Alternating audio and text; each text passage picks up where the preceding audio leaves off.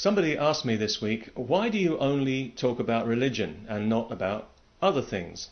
Well, when you talk about religion, you really are talking about other things in the modern world, if you'll pardon that euphemism for what we've actually got. Indeed, some people even talk about religion now in terms of a clash of cultures when they say that Islam and democracy don't get along because, like hospitals and health, or like justice and the law, or like Jesus and born-again Christians, they've got nothing in common.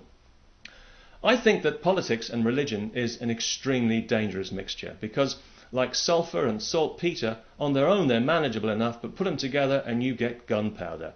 And I think this is the reason why, for example, the fanatics who flew into the Twin Towers or the lunatics who blew themselves up in London, although they were politically motivated, they only went through with it because of what they believed about the afterlife, or more exactly about the unknowable.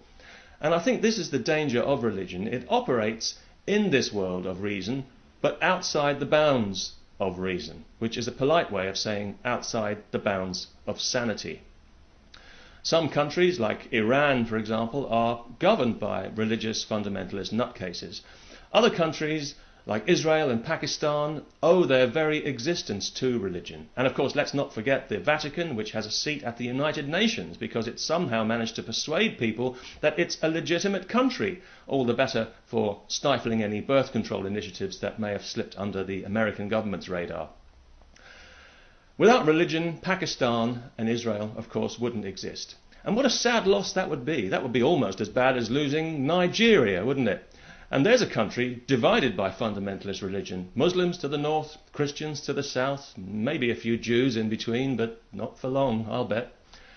As for Pakistan, well, that only exists because about 60 years ago in that part of the world, Muslims and Hindus, they just couldn't get along and they couldn't stop slaughtering each other with machetes for more than 5 seconds at a time, so the only solution was to start up a whole new country, which is as good as saying, we can never live together, we'll always be enemies. Let's both build nuclear weapons and see how it goes. I think it's quite ironic that the first nuclear conflict on this planet could easily erupt between Muslims and Hindus, or between teetotalers and vegetarians. Clearly, red meat and alcohol may be killers, but they're nothing compared with human stupidity. And that's never in short supply, especially where religion is concerned. For example, how long do we have to wait for a serious American presidential candidate to admit that they don't believe in God? In other words, how long do we have to wait for American politics to grow up? Right now, they're all terrified of losing the ignorance vote, because that's the vote that's going to elect the president. And what a wonderful job it did last time.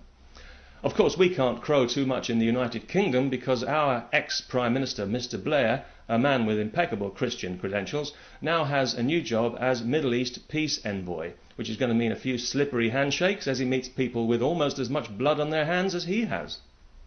He's not as popular as he was, Mr. Blair, because having lied as he did in order to invade Iraq with all the gung-ho enthusiasm of somebody who has never seen war and whose own son is not in the firing line, he showed us basically who he is. And now, of course, he senses our contempt, so it's no wonder he's in denial. You can see it in his eyes. He can't wait to move to America. Before he resigned, he criticised the British press and compared them to feral beasts. And it's true that the British press can be very irresponsible, but not nearly as irresponsible as the cowardly American press, which is so crawlingly supine and unwilling to criticise their stupid and criminal government for fear of appearing unpatriotic that they've literally become a laughingstock all over the world. I think the British press, though, were actually quite kind to Mr. Blair, because any other head of state with his track record they'd be calling to have prosecuted for war crimes. So I suppose it's grimly appropriate that he's now decided to convert to that traditional friend of the war criminal, the Catholic faith, or the Brotherhood of the Damned, as I prefer to think of it. Now, all in all, I think politics and religion are just too closely entwined, and I think we need to prize them apart if civilization is going to remain on the agenda. Of course, nobody knows what the future holds. You could say it's in God's hands, or old Butterfingers, as I like to call him. But the way things are going, it might not even get here, because right now we're engaged in a tug of war with the past.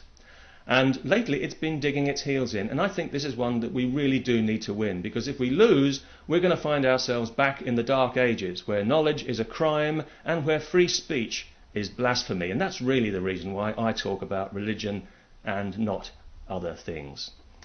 Peace and love to one and all, if that's not wishful thinking.